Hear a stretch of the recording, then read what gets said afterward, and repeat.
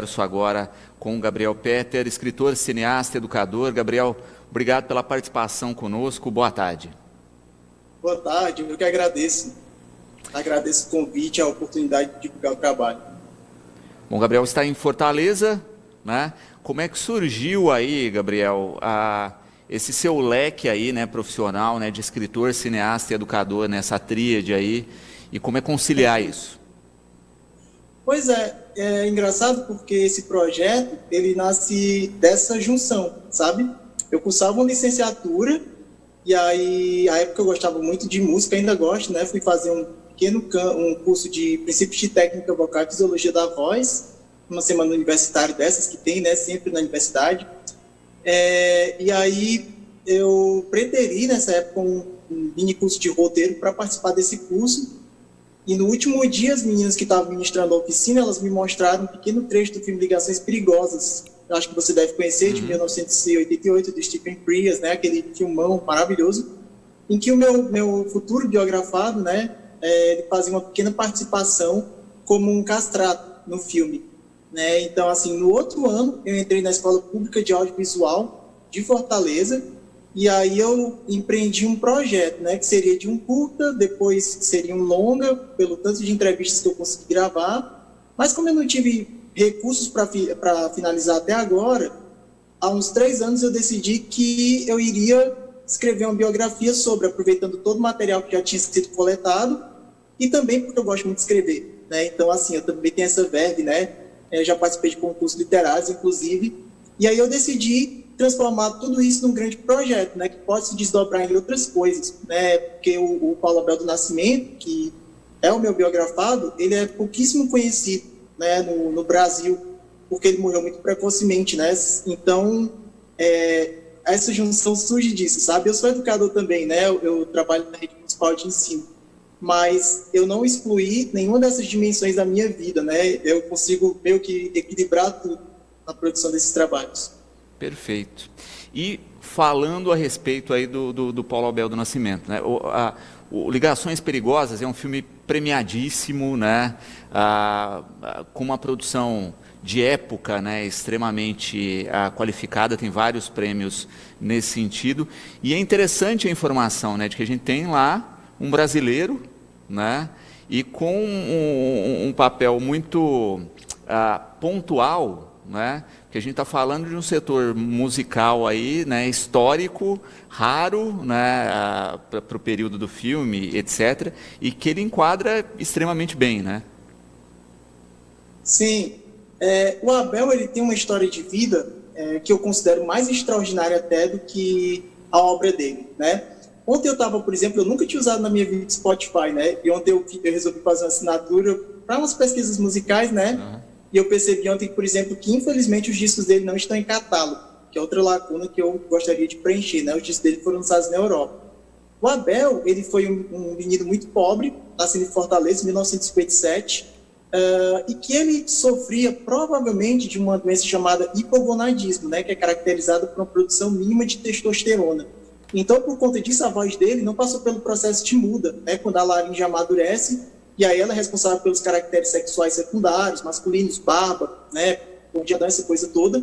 E a voz dele ficou como se fosse de um pré-adolescente. Uhum. Isso possibilitou com que, no futuro, a voz dele fosse aproveitada para gravar um repertório que era acessível apenas aos castratos, né, que eram meninos cantores castrados na Europa entre os séculos XVI até o século XVIII. Né? Até o século XX, suspeitas que alguns tenham sido castrados também, né? Mas, além disso, ele venceu muitas barreiras sociais, né? Até aparecer nesse filme. Ele era uma pessoa oriunda de uma família muito pobre, era mulato, digamos assim, né? Não era uma pessoa branca, era, que a gente pensa que no Brasil isso não tem importância, mas tem muita importância, era homossexual, e essas foram barreiras que ele conseguiu transcender, né? De maneira extraordinária. Por isso que eu digo que a história de vida dele é talvez até mais extraordinária do que a obra dele, que foi muito curta. O Abel, ele chegou nesse filme e nesse mesmo ano ele foi convidado de honra em São Paulo, né, no 19º Festival de Inverno de Campos do Jordão, do qual ele fora expulso 10 anos antes, né, numa reação homofóbica do diretor do evento, que na época era o conterrâneo dele, o Eleazar de Carvalho, também cearense do interior, né, de Iguatu. Então, assim, a história dele é muito extraordinária, né? Ela tem uma narrativa, já que a gente estava falando de filme, que ela parece seguir a trajetória, a jornada do herói, né? Uma infância pobre que é superada, de certa forma, mas que acaba de maneira trágica, precocemente, aos 35 anos, em decorrência da AIDS, né? Ele vai morrer em Paris, em 8 de maio de 1992. Então, estou tentando, nesse livro, dar um apanhado do quão extraordinário foi não só a obra dele, a voz, né, que era realmente um registro muito raro, mas que não é uma coisa incomum, existem outros, né, do mesmo tipo, mas também da vida dele, que para mim é até mais interessante. O Abel, ele não foi só um artista, mas também um educador, que estimulou muito a educação musical em vários lugares no Brasil. São Paulo, Brasília, Fortaleza, né, inclusive aqui em Fortaleza, fazendo parte do projeto Ópera, que foi um projeto seminal para a disseminação da educação musical no Estado. Perfeito. Mas é interessante destacar isso, né? Que é um evento raro para a voz, o que ele teve, porque ocorre de maneira natural. Sim. Porque quando a gente pensa nos castrates, né, eram crianças ou jovens aí no início da adolescência, que já tinham uma bela voz para o canto, não era qualquer criança e adolescente, né, que passavam por esse processo de castração para não ter o amadurecimento hormonal aí e a muda da voz, né? E com ele ocorre naturalmente, né? Então ele, entre aspas, né, entrou nessa loteria de ter uma voz boa para o canto e na loteria do hormônio aí, né, que não chegou e não fez a muda da voz, né? Então, acontecer naturalmente é raro, né? Então ele também teve esse fator, mas que leva quando a gente pensa aí no período de existência dele, é muito preconceito também, né? Uma coisa é a gente pensar na Europa, você está na Itália, você está em países que valorizavam o canto, outra coisa é você está no Brasil, numa situação dessa. Sim, o Abel, inclusive, né, ele não sabia da própria voz dele. Quem descobriu a voz dele foram outros, justamente como você acabou de citar, europeus. O Abel, em 1976, ele participou de um encontro chamado Encorete, na Paraíba. Mas pouco antes ele tinha ido para o Rio de Janeiro participar das comemorações em torno do do dia de Santa Cecília, né, que é a padroeira dos músicos, em 22 de novembro. Esse evento na Paraíba foi em dezembro. E lá ele teve contato com Michel Philippot, que era um músico francês que estava residindo no Brasil, né, porque ele ia para a Universidade Estadual do Rio de Janeiro. E aí ele percebeu a raridade da voz do Abel, convidou ele a participar de um evento em Curitiba no próximo ano, né? E prometeu para ele uma bolsa na Unesp, que na época era em São Bernardo do Campo, né? Quando ele chegou lá, não conseguiu bolsa coisa nenhuma, né? Ele teve até que dormir nas dependências da Unesp alguns dias, porque não tinha para onde ir. Ele encontrou o Roger Cotes, que era um cara que era um dos poucos hábeis, né, no mundo inteiro a identificar aquele registro de voz, que já era historicamente datado, né? Assim, com a voga do verismo na ópera e tal, os castrates sumiram, né?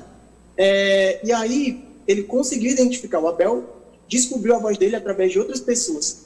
Onde ele nasceu, em Fortaleza, naquele contexto, década de 1950 até década de 1970, era basicamente impossível, né? Então, teve essa conjugação feliz do aparelho vocal adequado, mas também da vontade dele de aprender música, porque o Abel, como ele não tinha dinheiro, ele tinha que se virar com quem ajudasse, né? Então, eram os vizinhos que ajudavam.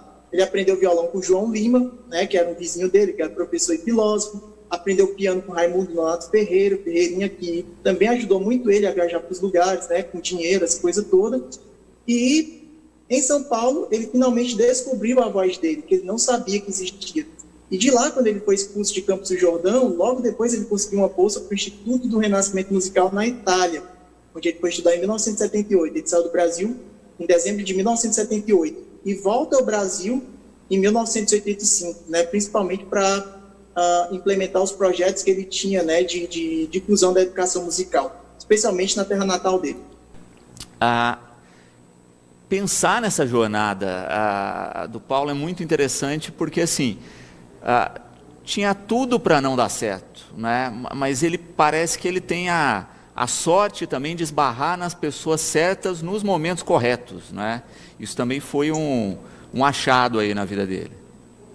Sim, é uma coisa curiosa, porque aqui em Fortaleza, por exemplo, as possibilidades dele eram muito limitadas, mas ele foi atrás das pessoas certas. O Abel era muito inteligente, sabe? ele, por exemplo, não tinha dinheiro para estudar idiomas, então o que ele fazia?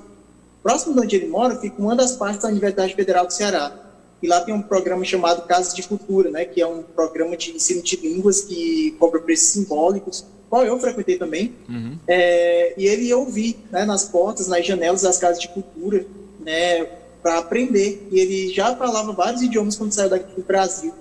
Ele se encontrou com a Isaíra Silvino, por exemplo, que é uma educadora musical importantíssima, né, aqui no Ceará, que ensinou rudimentos de música para ele. Tudo que ele tinha dúvida, né, as necessidades cognitivas que ele tinha, ele ia preenchendo com os outros. E também as pessoas que podiam ajudá-lo de alguma forma financeiramente, como a Giselda Lerner, aí em São Paulo, né, que foi a pessoa que basicamente juntou o dinheiro que ele precisava para começar na Europa. Porque a bolsa que foi dada para ele, para estudar em Florença, ela era uma bolsa que previa o curso, mas não previa os custos adicionais.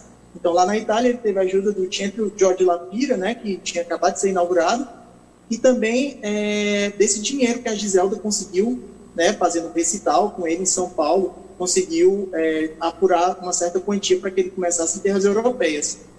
Você falou do momento certo, e nos anos 80, estava mais ou menos no fim de uma voga que era da performance historicamente informada, que era o movimento mais estético que musical, que começou no início do século XX, que ele tinha como princípio que a interpretação musical ela fosse o mais próximo possível das intenções originais do autor.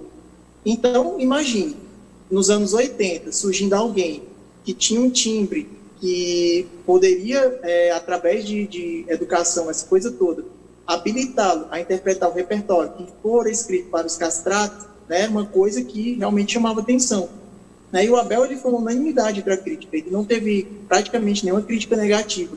Então, assim, não só pelo registro da voz, mas pela fidedignidade, porque o Abel também era um estudioso, ele estudava paleografia para interpretar as partituras da maneira mais fiel possível. Ele chegou a escrever uma dissertação de mestrado para Sorbonne, que eu consegui o original, né, falando sobre o canto figurado italiano. Então, ele conjugava muitas essas habilidades, sabe?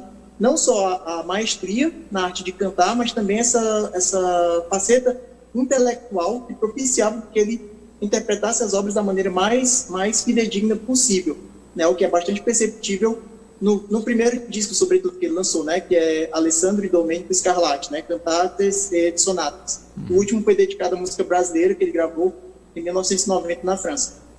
E tem que se entender também, né? Como quando você coloca, né, a questão da obra também não ter uma grande dimensão, né? Porque também ele teve muitas dificuldades no percurso, né? Até a questão de se formar um castrate numa época em que se não tinha mais, né? Já é uma grande barreira. E tudo que ele enfrenta, descobre tardiamente essa questão da voz, né? Porque quando a gente pensa nos castrates originais, era desde a infância já trabalhado, identificou que tinha uma voz para o canto, era uma vida inteira de trabalho ligado a isso, até passando por um ato bizarro como uma castração, né? Então a gente percebe que também, assim como várias coisas possibilitaram essa jornada, outras atrapalharam um desenvolvimento ainda maior que seria possível. Sim, eu pensei muito quando eu abordei a vida do Abel, de alguns outros artistas, né, que começaram muito precocemente, como Mozart, por exemplo, né, que desde a infância ele teve uma educação musical muito forte, né, por conta do pai dele também ser um músico. Eu lembrei da Elis Regina, que começou aos 14, né, assinou o primeiro contrato dela com a gravadora aos 15, né, e tanto que quando ela faleceu, muito precocemente, ela faleceu com 36 anos, ela tinha já uma obra bastante vasta, né.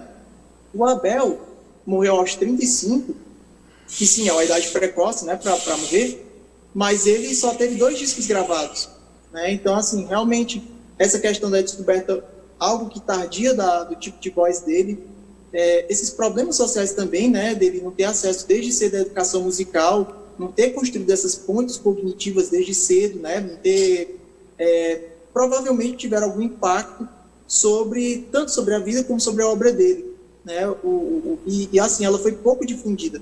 Os discos tiveram só 2 edições, a última delas foi em 1993, né, que foi um ano depois da morte do Abel. E como eu falei para você, no próprio Spotify, que você vai procurar, que é uma grande rede de streaming, né, de música, você coloca lá Paulo Abel do Nascimento e não aparece nada, né? Então, dos meus objetivos aqui para frente é também tentar lançar esses discos no Brasil, né, que eles nunca foram lançados. Quem tem, eu tenho, porque eu ganhei, né, de um colaborador na França, mas é porque eles são registros muito raros, né? As tiragens são limitadíssimas, e assim, o campo ao qual ele se dedicou também dificultou um pouco, né? Porque não é o tipo de música que é exatamente popular. Né? Então, eu acho que tem todas essas questões envolvidas, né? Talvez por isso ele se preocupasse tanto com a educação, porque quem sabe se as pessoas tivessem um pouco mais de acesso à educação musical, elas teriam como apreciar aquilo que ele fazia, né? Então, eu acho que esse também era um dos pensamentos, assim, subjacentes na preocupação que o Abel tinha de difundir a educação musical. E também o fato da educação ter sido um fator transformador para ele, né? Não só a educação formal, como todas essas ações dos cursos em paralelo, das pessoas que abriam as portas, enfim, no sentido de ensinar mesmo, né? O quanto isso foi divisor de águas na vida dele. Sim, o Abel, a educação na vida do Abel, ela teve um papel que eu considero capital, né? Ele era muito inteligente, como a gente sabe, e ele era uma pessoa que ele sempre procurava abrir portas, sabe? Existe uma vertente da pedagogia, que é a pedagogia da vontade, se eu não me engano, Waldorf, né? Que as pessoas têm que alimentar, né, essa vontade de crescer, né, essa vontade de ter autonomia. E eu acho que o Abel sempre procurou isso, né, na vida dele, porque ele era oriundo de uma família bastante pobre, o pai era pedreiro, ele foi auxiliar do pai dele, né? Foi servente de pedreiro. A mãe era dona de casa, com vários irmãos, vários morreram de desnutrição na infância, né? Só sobraram 6. Então, eu acho que ele via a educação como um fator de transformação, não só em termos econômicos, mas também em termos humanos, né? Assim, eu acho que o Abel, ele conseguiu ampliar o repertório dele como nenhum ancestral dele ou nenhum contemporâneo dele, da família dele, conseguiu, né? Então, sim, a educação teve esse papel bastante capital na vida dele, e eu acho que ele sempre construiu todas as pontes, todas as relações que ele fazia a partir dessas relações estabelecidas pelo fator educação, seja formal na escola técnica também, onde ele fez uma espécie de graduação, como também informalmente, com esses amigos que tapavam esses buracos cognitivos que ele tinha. Uhum. Você me falava a respeito da pesquisa para o livro, né? Quanto tempo, né, de pesquisa, de coleta desse material, e como é que foi o caminho também para lançar, né? De busca aí de editoras, de parceiros, né? Como é que foi esse processo para você? Olha, eu soube quem é o Abel entre 2009 e 2010, né? E aí que começou a vontade de fazer. Naquela época, quando eu dei um Google para saber, eu nem sabia qual era o nome completo. Não encontrei absolutamente nada a respeito, né? A não ser uma pequena biografia, né? Que ela está até aqui. Na verdade, é um perfil biográfico, né? Que ele foi lançado em 2006 pela coleção Terra Bárbara, que era coordenada na época pelo Lira Neto, né? O hoje famoso biógrafo, né? Ele coordenava essa coleção. E esse livro aqui, ele é de autoria do professor Elvis de Azevedo Matos, da UFC, né? Que ele é professor do curso de licenciatura em música. Eu fui atrás desse livro, que já estava esgotado há alguns anos, consegui encontrar, e a partir dele eu fui atrás do Elvis, que começou a tecer as pontes, né? Aí eu fui na rua que o Abel viveu, entrei em contato com algumas pessoas que conviveram com ele na França, né? Mas foi tudo muito lento, porque como ele já tinha morrido há alguns anos, né, e alguns dos contemporâneos dele não usavam redes sociais, esse tipo de coisa, então as informações elas foram chegando muito devagarzinho, né? Quando eu fui fazer as gravações para o filme, eu entrevistei basicamente as pessoas de Fortaleza, passei anos para receber uma resposta, por exemplo, do último companheiro dele, né? O Claude, que foi o pianista dele, que foi uma das pessoas que me ajudou muito na França, né, quando eu fui fazer as entrevistas. Ele também me mandou muito material, então foi através dele também que eu tive muito acesso, né, a mais informações sobre a Abel, mas foi uma coxa de retalhos, sabe, assim, foi um quebra-cabeça, porque é fácil você fazer uma pesquisa, por exemplo, voltando a falar sobre Elis Regina, porque tem muito material sobre ela. A gente não precisa hoje entrevistar contemporâneos dela, a gente pode fazer um recorte, algum aspecto particular, e de repente, se a gente quiser, pode entrevistar algumas outras pessoas, pode ser. Mas no caso do Abel, é como se eu estivesse fazendo um trabalho de reconstituição, né? Então, assim, foi pedaço por pedaço até que eu encontrasse todos os nexos que formassem a narrativa, sabe? Porque não deixa de ser, a gente está criando a narrativa, né? Então, foi dessa forma, foi muito fragmentado, e até que eu tivesse o controle sobre tudo isso e criasse a narrativa, demorou bastante tempo. o que eu acho que favoreceu o processo de escrita, porque as melhores obras são as que amadurecem. Talvez se eu tivesse escrito há 8, 9 anos atrás, ele não tivesse a qualidade que ele tem atualmente, né, em 2021, que é um livro que eu considero que ele é digno assim, de ser conhecido, né? Ele retrata com bastante fidedignidade, tanto a vida como a obra do Abel. E a questão do próprio lançamento do livro, né? Como é que foi essa junção? Porque escrever já é uma batalha, né? Conseguir lançar também é outra parte. Pois é, nesse sentido, eu vou até fazer aqui um adendo, eu tenho que falar que esse projeto ele foi beneficiado pela Lei 14.017, a Lei Aldir Blanc, através da Secretaria Municipal da Cultura de Fortaleza, né? Mas era um edital que ele era emergencial e ele era voltado para obras digitais, né? Então, assim, eu tive que fazer um e-book, né? Uma edição do autor, porque, assim, como você acabou de dizer, escrever é um drama, né? A gente acaba meio que desistindo da obra, não terminando, né? Brincadeira. Mas, para lançar, é ainda mais difícil, né? Porque o mercado editorial, ele é muito grande, digamos assim, né? Tem muitas editoras, essa coisa toda, mas dificilmente editoras estabelecidas elas querem investir em autores novos, especialmente em autores que estão se debruçando sobre a biografia de uma pessoa que desapareceu há há quase 30 anos, né? Então é bastante desafiador. Então, nesse momento agora, eu lancei uma versão em e-book, né, um PDF, quem quiser adquirir pode ir no e-mail paulabeldonascimento@gmail.com, ou pode falar diretamente comigo, gabriel.peter@gmail.com, ou então pode ir mesmo no meu perfil do Instagram, @gabriel.peter, né? Existem vários meios, né, para adquirir a obra. Mas eu estou planejando daqui para frente uma obra impressa, né? Porque eu acho que você, como escritor, sabe, né, que a menina dos olhos dos escritores é o livro físico, né? Esse aqui que a gente pega, que a gente tem uma relação mais próxima, né? E não o livro digital, embora, claro, ele também seja muito importante. Perfeito.